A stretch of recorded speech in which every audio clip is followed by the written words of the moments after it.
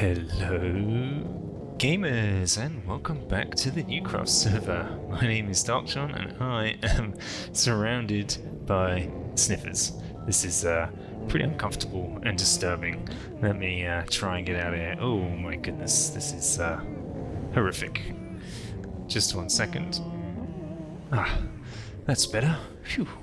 So, we are in here where we left off last episode, and our sniffer farm / new building, and we can turn that off for a second. So yeah, this new building we put in last episode, extending the village out in a new direction, giving us a opportunity to give our sniffers a home, which we didn't have because they were wandering off and dying apparently, and also farm some of the new plant types. So I've been AFK here for a bit, got some extra eggs, a whole bunch of torchlight seeds, pitcher pods, etc.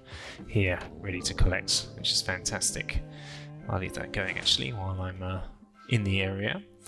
And yes, we also did a little bit of work in between episodes here, so I did a bit of extra path work going on at the back here, and this is a platform that is for this here, let me go into free cam, is a crane. So there's a bit of a cliff here, and we put in a staircase to get up. There is a sloping path over here, but this is like a bit of a built into the cliff pathway, and we obviously need to be able to transport goods for our civilization from down here up to there. So I made this crane, experimented a little bit with some scaffolding material here, try and make it feel a little bit ramshackle and oldie worldy. Yeah, here it is. I think I'm going to put a few more things on the unloader down here, but this is just a bit of a test at the moment to see if it works, and I think it did. So things will get lifted up, swung around, and planted on the pad here where we're standing, where they can get distributed to this new area of the village. So any building materials and supplies that this part of the village needs can be easily lifted up and over the cliff. Isn't that fun? We also built our tunnel bore at the very bottom of the world, coming from the perimeter all the way to the base. And yeah, last episode we built a transportation system that gets us from one end to the other super fast in a super fun way. So we can get there by zipping down to the bottom of the base, and then going through this new tunnel I made, which gets us down to the back, ouch, drop down the drop chute, and after a quick fall through the world to the very bottom, we end up in our waterway, and we immediately go into swim mode, stand up the other end, get Speed 2, Dolphin's Grace, Death Strider, and Soul Speed all together, combined stacking to have this incredible speed that we can run across the world and get from our base to the perimeter 2,500 blocks away in about a minute or so. And it's fun. So here we are at the perimeter on the other end, where we have our slime farm today as the only active farm in this space. And we posted in the comments, we asked in the comments last episode for some suggestions of what we could do with the rest of the room here, what other farms could we put in. So one of the suggestions from Harlock was a copper farm. Yeah, now that was one of the original ideas we had when making this perimeter, because there is a river biome running straight through the middle, which could make this really interesting. Now I know you can do copper farms all sorts of way with zombie reinforcements today, some of which work better in dimensions like the end, but if you remember, we removed our end island. It no longer exists, so doing stuff like this is probably our only option. We can do zombie reinforcement options another way here, but I'd like to try and make use of the biome and see how good of a farm we can make in this perimeter. Now, if we go turn on Mini HUD, I set this up to display biomes. So if you look here, this green stuff, this is the biome. If we turn on F3, we can see we're currently stood inside a river biome.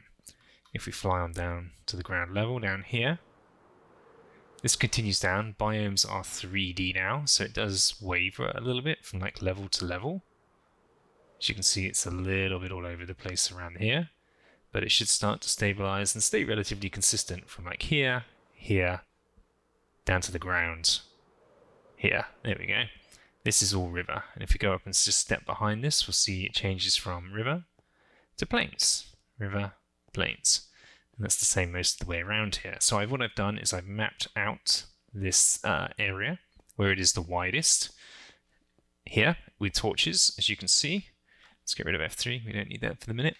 And then what we need to do is overlay two other things on here. So yeah, we need to make an environment in here where only drowned can spawn, and therefore to maximize the use of the perimeter, and it being at such a low Y level will really help with that, and hopefully reduce the size of the farm we probably need to make here. I think I read in the research I was doing that it's 53 times more likely that a drowned will spawn in a river than in the ocean biome. So that's why we do it in this biome type. And there's two other considerations here. We've got to collect them by creating an area in which for them to spawn, which is the water. It's got to be dark, and we've got to collect them. So it's going to be like a water tower that they spawn inside. They're going to drop down. We're going to have a layer where they drop down into and are walking. And then they've got to be attracted to something. And the best thing for that is a turtle egg. And the distance that they can travel for a turtle egg is a square of 47 by 47. So I've got a couple of things set up here. So we've got a turtle egg range, here we go, and a despawn sphere, 28 blocks, 128 blocks. So the two of those turned on, that sphere is set up. This is 128 by 128 block perimeter. So the whole perimeter basically is spawn proof if you are in the center. And then this box, if I go into free cam, this bluish box you can see here, this represents the range in which a drowned will be attracted to a turtle egg, basically. So this basically shows us the farm size and shape. I'm trying to get it to stay inside the bounds of these torches, so I'm going to nudge it this way just a little bit to make sure it's not disappearing over here, because there's a couple of corners over here at the different levels where it's going to not be inside anymore. I want it to be safely inside the biome on all sides. So this looks good. I can probably nudge it this way a little bit, it would seem, and we should be safe. And then that gives us the shape and size of the farm that we're going to make. So let me play around with that for a little bit, and then we can figure out how we're going to do the rest of this. Next, I need to plot the exact center of this, where we're going to have that egg location, and then we need to figure out exactly what storage system we're going to have underneath here to fit it, because we've got to fit the storage system in first to collect all the drops in the first place, because we can't build underneath this any further. So this is the lowest we can go, so we've got to use that as a starting point, figure out how tall that needs to be, then we can start putting in the platforms and the relevant other areas of this farm to make it do its thing. So let me go and figure that out. I think I've got some redstone on me. I might be able to use this and get into the next phase of this project. So this one we're kind of building on the fly, so we're figuring it out as we go. This is usually the sort of stuff I just do in a creative world, but I'm just doing it in survival here because I don't think there's too much to figure out this time. So here we go. This is helping us figure out how low in the world here we can make this. So this is a shulker loader, everything excluding the yellow blocks there. So this block here is the shulker loader. The shulkers will be stored in here, in this line of hoppers, go into here, dispensed here, and then when it's time, they'll be broken that way, and they'll go into these hoppers and end up in this chest. So we'll end up with all of our shulkers in here, and I'm happy to just have one double chest for the shulkers, because that's a lot. But of course we need to item filter that as well. So on top of there we have an item filter, which is your standard impulse SV item filter here. So reading what passes through the hoppers and only passing through to the shulker loader what we want. Okay, so extending on from the top of the item filter here, figured out where we need the mob center thing to be and just connecting up what I'd already built. So this obviously won't be here, I'm just blocking stuff from going into the hoppers right now, and there'll be a fire at the end here. So over this side, the mobs are going to be in here, and what we've gone for is they're standing on a waterlogged slab that pulls the items out and under here is the idea. So if we throw in a bunch of stuff in here, it should all make its way out and end up over here.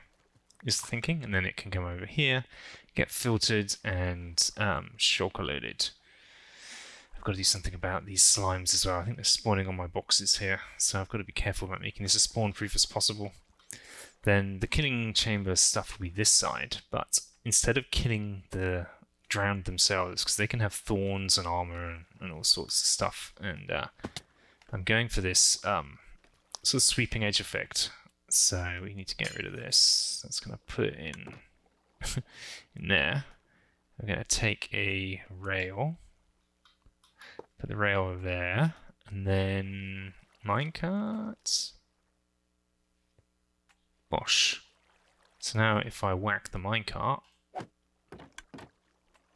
I need more of them. It's not going to work with just one. There needs to be more in there. I think I bought some more. Yep, here we go. Let's drop in a few more. Keep one out. Put that one there. It gets collected by the hopper.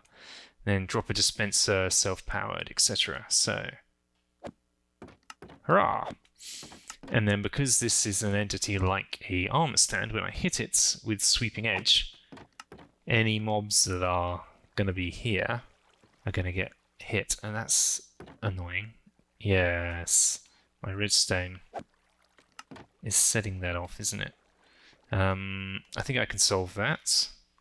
If we get ourselves a redstone block, we need to permanently power that trapdoor. So this guy, so if we take this out, we should permanently power that, so that shouldn't flick. Perfect. Okay, so now we've got to build the rest of the mob farm around this. This is directly aligned over the center. So I'm going to have the turtle leg thing. I need to break my way out of here. I need to align with the turtle leg thing. So we have a platform above here where all of the mobs are going to collate. That's going to be based around this square. It's going to be the size of this square that we previously defined with that should be the dead center under there. Yep, where that torch is right there. So we're going to have a turtle egg, I guess, sitting on our block here. And then there'll be a gap for these guys to fall into, which will bring them down into this 3 wide space underneath. So that's the next thing to do. Okay, a couple of small adjustments here. Just put in a wall here instead of a solid block, just to give us that little bit of extra room for the minecart to be dispensed into. That seems to be working well. And yeah, we had to change the heights of everything because I realized these guys, I need these trapdoors in here in order for this minecart trick to work. So it's going to hit them through the trapdoors. Okay, I need that really thin barrier in between the two that stops them getting close to that specific area. In order to have these there and not be a surface that they can jump onto, because if that represented the gap, they'd fall down here. Instead of opening this way, if they were on the sides, they could, in theory, walk along there and get to the egg, which would not be good. So instead, I've shifted all of this forward. How many blocks did we go? 3 blocks. So this is in the same place. This torch aligns with the torch at the bottom, which is in the center. There it is. Boom. That's our center point of the square that we're building for the range in which they'll be attracted to the egg. We've got this box built around where the egg is going to be, with one way in and out, which is going to be across these doors that they cannot see are open. So they will fall down, and if we throw a few things in here, we'll see them go down there, down to where they go, and then everything ends up going out into what will be the filter and the storage system. So this here is the level we've got to build our big old platform. This will be the platform where they fall out to the water and walk along to get to the egg. So I'm going to do that now and extend it out as far as this turquoise bluey box extends.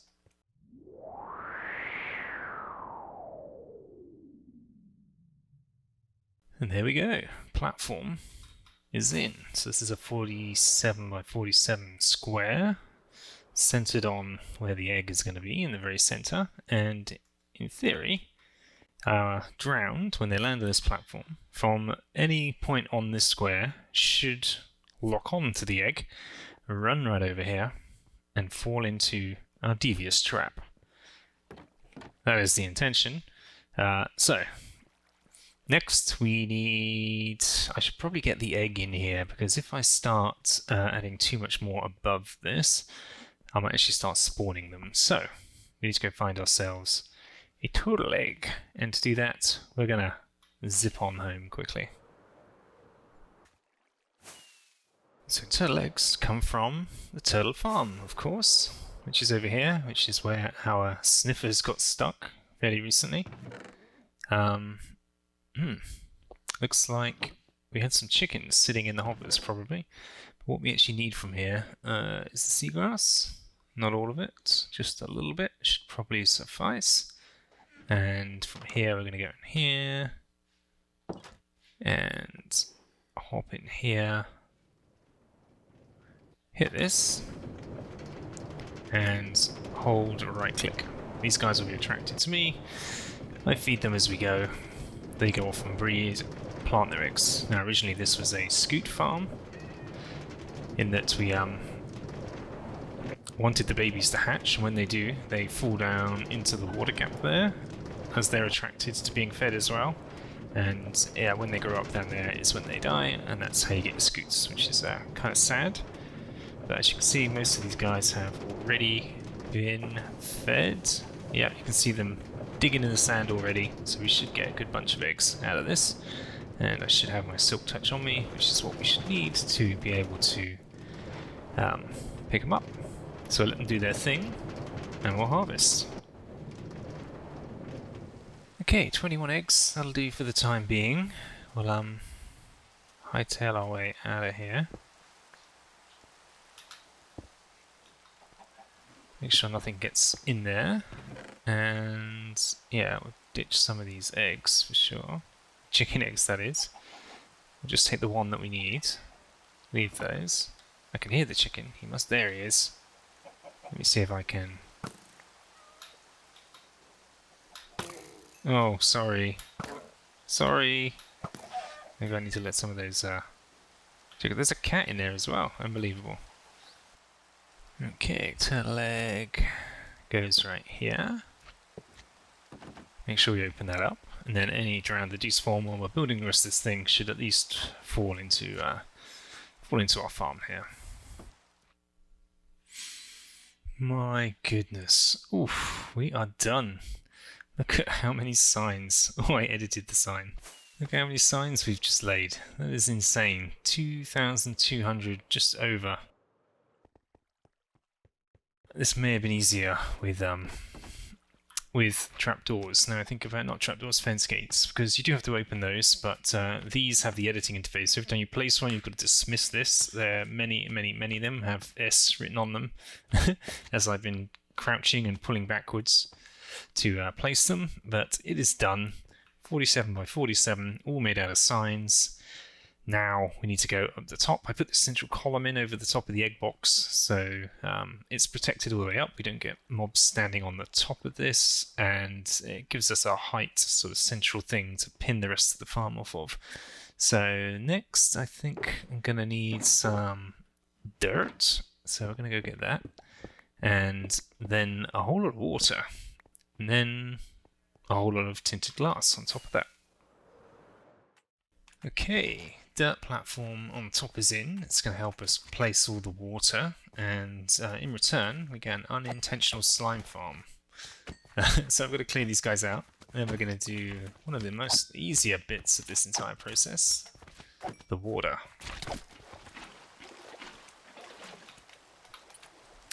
There we go, that should fill up the whole thing. If we go on there, down there, it's probably just waiting to update. Oh no, the center, of course. Okay, we've got to do a little bit more around the outside here. There we go, we have water edge to edge, water source blocks 1 layer deep. Now, we probably just need to go all the way to the outside. Yeah, I got dirt all the way around the perimeter here. I'm probably going to need to replace that with something a bit more permanent, probably glass, and then we can come in here and start breaking the rest of the dirt blocks. Otherwise the water's going to spew out like that over the side, so this needs to contain it, and then we'll break away, and this whole thing should just flood all the way down to the bottom and stop on the signs that we placed.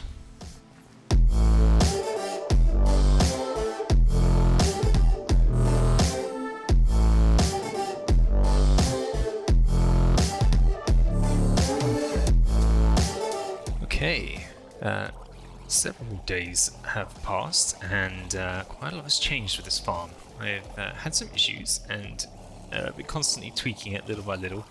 I didn't record much of that, but we are here with a working farm now, and I'll show you what has changed. The main thing you'll see that's different is we're on top of it rather than below it. So let me go into free cam and we can show you roughly what's going on. Essentially, I was having a lot of issues with the behavior of these guys, and I learned, as you can see, they're all dropping to the ground right now, which is great, because it's daytime. At night time, they don't do that. They just sort of hang around. So this farm only really works in the day. Fair enough. And you can see they're all being attracted to the center right now. This wasn't happening before. They were just coming down and standing around and never being attracted to the egg. And I thought that was to do perhaps with the positioning of the farm or something. What it turned out to be in the end, Harlock helped me figure this out, the egg needs 2 air blocks above it in order for them to be attracted to it. I assume this is due to sort of pathfinding, that they're attempting to sort of stamp on it and squash it, so they need a clear 2 blocks above for them to fit and be on top of it and crush it. So I only had 1, and that led to them not being attracted to it and me changing everything about the farm. But hey ho, it works. And the way this does work is now when they are attracted to it, they see this opening. There's a little water stream here that pushes them along and into this water elevator that sends them all up. And we take care of them upstairs now. And when they come up, whoop, you can see them popping all into here. And they pop up and end up in this little space. And we pretty much replicated what we had before. You can see they're dying from entity cramming right now. I did try a version of this again where I didn't have this minecart system in place for the sweeping edge, but I found AFKing at that farm in that instance where I was just sort of hitting them directly, led to the Trident boys always taking me out. My AFK session, I'd come back and I'd be dead. So this seems to work pretty well again, just dispensing the minecart, sweeping edge effect, going through the trapdoor, taking them out. And you can sit here with an auto clicker and AFK effectively. And then around the side here, yeah, all the drops just come along here. And then we have an item filter set up. And what we have is some shulker loaders under that for some of it. So the first item filter is for the copper. I realised we only really need 1 of those. That's fine. That all gets put into shulker loader. Cool. Then we have 4 filters for rotten flesh to try and get the majority of that out of the way, and those 4 go into 3 self-powered droppers that just pump everything into lava down here, so that gets rid of the rotten flesh. Then we've got a filter specifically for Nautilus shells that goes into a shulker loader. Then we've got a no filter at the end here, so this is just everything else, which for the most part is tridents. There also are some fishing rods, occasionally chicken and feathers end up in here too, and there's an overflow protection at the end, so anything that's excess goes in there and gets shulker loaded. Because of the signal strength thing, this doesn't work too well. I kind of have to just manually push the button and reset that when it does get overfilled, but I've already collected a fair few tridents, and that's cool for now. So I think what we're going to do next is try a bit of an AFK session and see how much copper we can get. I'm going to do an overnighter, and yeah, we're going to leave it running for a bit and see how much of this stuff we can accumulate.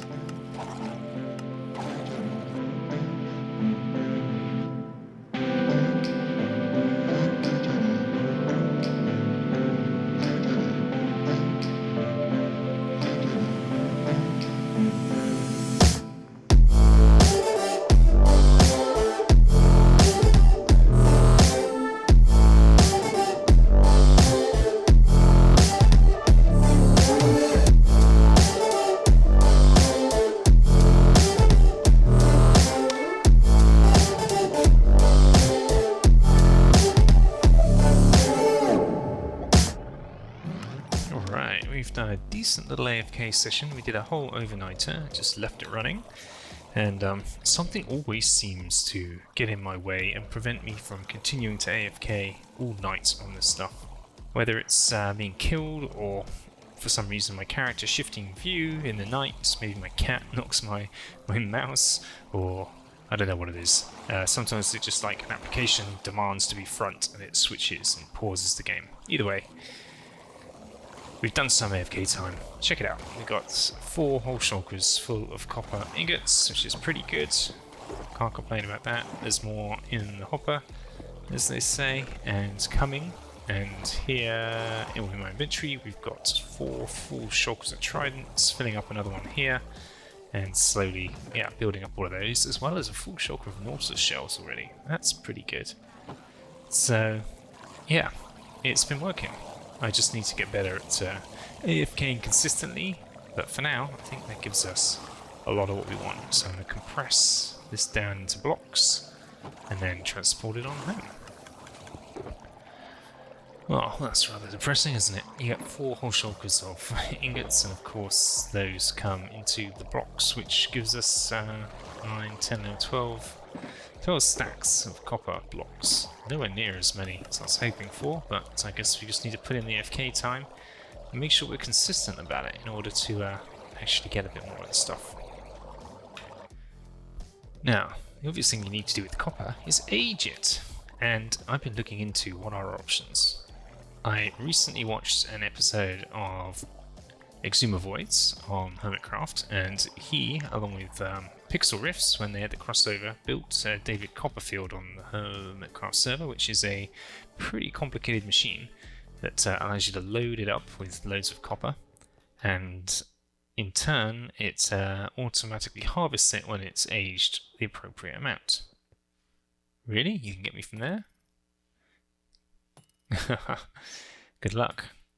However, yes, that is one option we were considering, building ourselves a David Copperfield. But what we're going to do instead is something much, much simpler. What I've learned is that the David Copperfield approach is worth it, but you kind of need to AFK at it, and once it's up and running, it will probably take somewhere in the region of 4 hours to age all of the copper inside of it, which is the equivalent of sort of placing these like 4 blocks apart, right? Like so, and spacing them out like that, and aging them in that way. That is understood to be the very fastest way to do it, and the David Copperfield machine makes the placing of that a lot easier, and the harvesting of it equally as easy. But if you're AFKing anyway, you'd do a 4-hour AFK session, you'd probably just leave it overnight. And if you're leaving it overnight, you may as well go for at least 8, maybe 10 hours. And there's another much easier way to age the copper if you're going to be away for that amount of time anyway, which I think is what we're going to do, because we've got all this space here, right? So we're going to space these out first off, and yeah, then we're going to age this first batch. And the intention is, like, aged copper influences nearby copper that's aging. So if it's already aged, it can make the nearby copper that isn't fully aged age faster. So once you have some fully aged copper, what you do is you just pack it all together in one giant platform, and then you put the unaged copper on top of the aged and leave it, and it will take about 8 hours, and then you can just harvest it. And that in turn gives you the ability to just easily place and harvest the copper, do an AFK overnight, and boom, everything's just aged just like that. Should be that simple. Step 1 then, let's get this stuff aged and spaced apart for our very first round, and from there we can do the platform. So, copper has been laid, it's just started raining, nice, and this is what it looks like. 12 stacks of copper laid out around the farm, so I can AFK here and age copper at the same time. Once we've got this initial batch totally aged, all subsequent batches we should be able to age in a single overnighter. That's the plan, so I'm going to head on back to the platform up top, get back to AFKing, and we'll see what comes of this next session. Another day, another successful AFK mission. So let's see how we've done. Expecting to see a couple of shulkers of copper ingots, pretty good. And let's put some alpha on so we can see what we're doing here, gamma. And oh yeah, an absolute sea of aged copper. That's what we like to see. There are 12 stacks down there, so I am going to go harvest all of those. Then we're going to set up our new copper aging platform.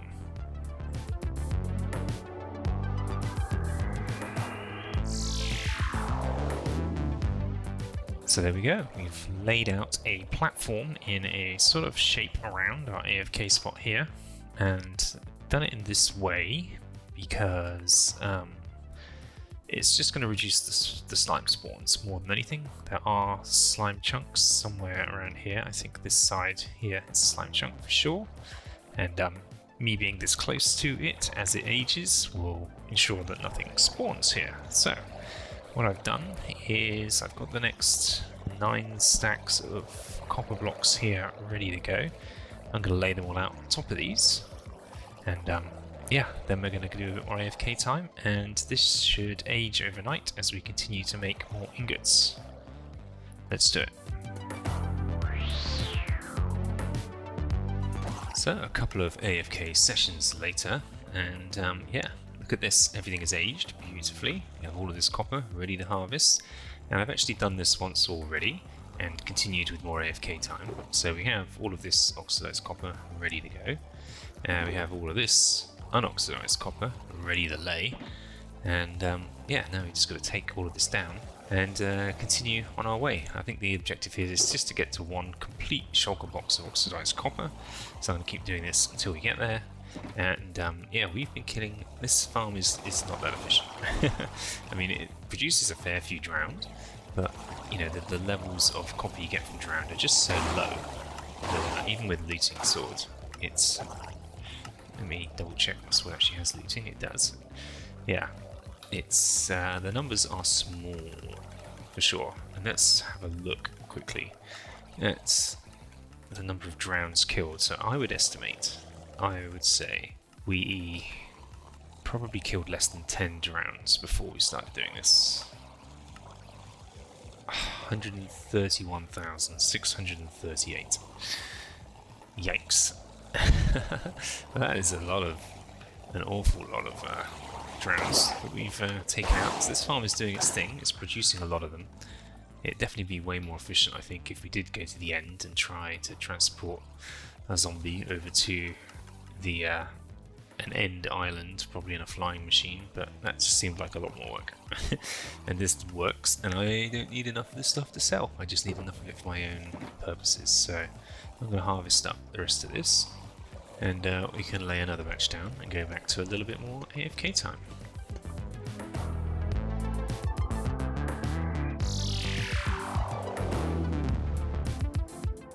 Okay, so we're going to continue on our mission here to get as much copper as we can, try and get to a complete shulker box of copper, aged copper that is, and next batch is laid, ready to AFK, and see if we can achieve that. But I think we're going to leave the episode here for today, and we'll come back next time with our completely full shulker of aged copper, and we'll start figuring out what it is we can build with it, because I got some plans for some interesting buildings we can put into the new village using this material.